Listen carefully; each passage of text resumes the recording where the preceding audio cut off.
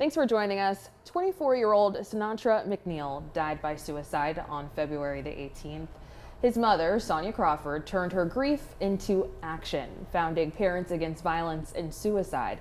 The group now hosts community events, including a recent march honoring suicide victims. Ms. Crawford is joining us in the studio this morning to talk a little bit more about this mission. Yes. So thanks so much for joining us this You're morning. welcome. You're welcome. My pleasure. Of course, we also want to say, of course, sorry for your loss. Losing a loved one is Yes. always hard, especially a child. So we Yes. appreciate you coming and Of talking to us course. a little bit about it today. And of course, turning that grief into action. You know, That's let's go positive. ahead and start off by talking a little bit about the mission for your group. Well, after Sinatra, done what he done, and which was, it was hard to get over, but I thought about the fact that other people are going through this. Right. And mental health is something that people seem to look over. Yeah. And we want to stop the stigma. So I started the foundation because we want to reach out to people and come together as a community. I'm trying to reach people and let them know that it's okay to not be okay. Yeah. And we don't have to go through anything alone. Yeah. Talk to someone. I found that whenever you're stressed out, sometimes it's good to find a happy place. You could do journaling. You can cook. You can listen to music. Find something so that we won't lose anybody else. Right. We have lost so many people in 2025, either from violence or suicide. Yeah. You already kind of started touching on this a little bit with the journaling, but how has it been for you in terms of coping? How have you found ways to kind of cope with your loss? I do a lot of cooking.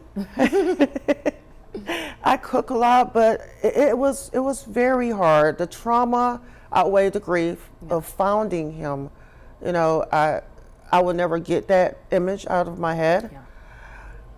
So I wrote a lot as well. I write. I do a lot of writing when I feel that ball coming up into my throat, and I write.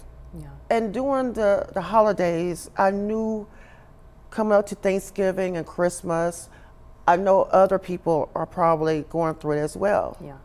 And it's hard when you're losing a loved one. And I want to encourage people out there everywhere to let them know you're not alone. And during the holidays, like I said, it's hard. Yeah.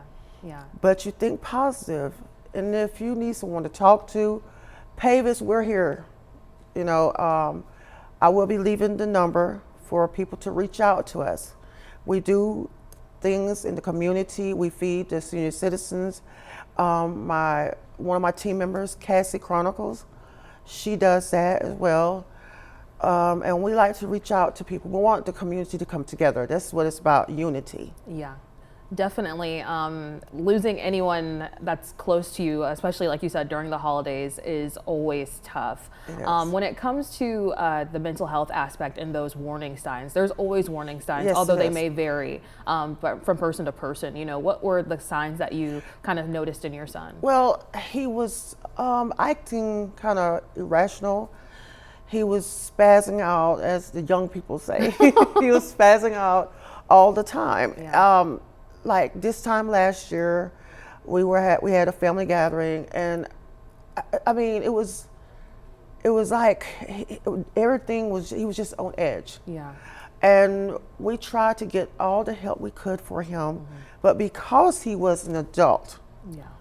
he was an adult.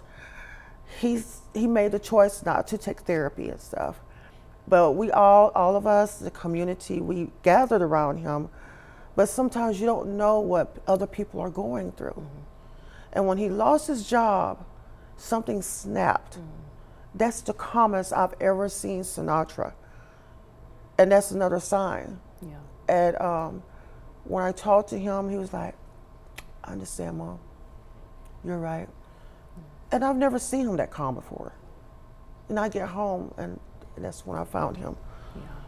Yeah. Well, I commend you for, noticing those changes in his behavior, because Yes. often they do say there will be very drastic changes in behavior. Yes. So kudos to you for noticing that and trying to do your best to get Right. him some help.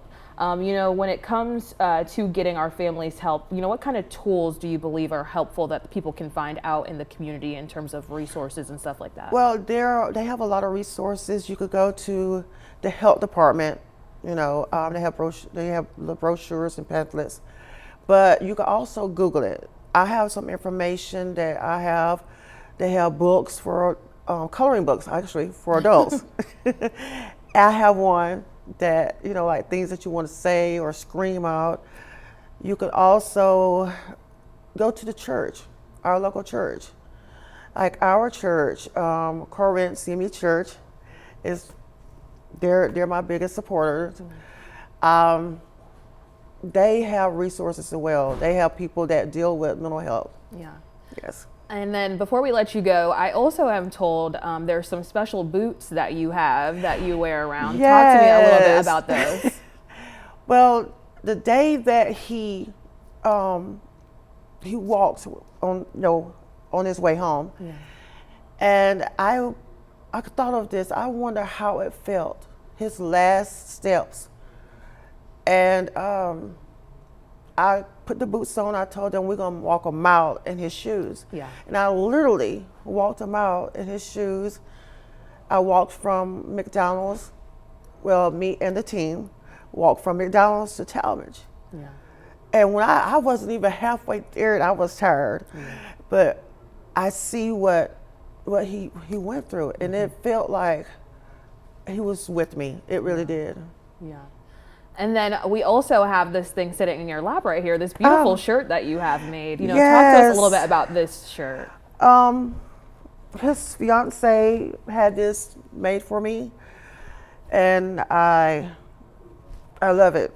Yeah. This is what I wore the day of the march, and it touched my heart when she brought it to me, and I want people to remember him in a good way. Yeah. Not the negative, but the good things that he done, because we can reach other people, about suicide and violence. We have to stop the stigma about mental health. Yeah. Yeah. Well, thank you so much for coming in the studio today and talking about this. I know this is really a heavy topic, so we appreciate you for coming in and being vulnerable and sharing this good information with everyone. We also want to pop some information up on your screen. This is how you can reach Ms. Crawford's organization, Parents Against Violence and Suicide. Email them at that email on your screen. You can also give them a call by calling that number 229-868-6701.